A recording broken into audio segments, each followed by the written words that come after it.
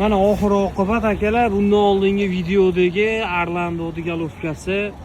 Endi bu galovka akalar alyuminga chiqibdi. Sababi galovkani tekshiruvdik. Galovka brak. Galovka bo'lmaydi. Endi buni bergan odam galovka yoramas deb o'ylagan. Bosib ko'ring, xudo xolisa galovka zo'r degan. Bosgan mashinada suv, avtol bir-biriga aralashishi yo'qolmagan. Tekshiruvdik galovkada yorug' chiqdi. Xo'p, mana bu o'zining galovkasi. Bunda svichada problema bo'lgan. Svichani o'rnlarini qilib, endi polniy zazorlarini ham ko'rib, chiroyli qilib berdi. Endi olib borib shuni bosadi. Bu galovka bo'lmaydi.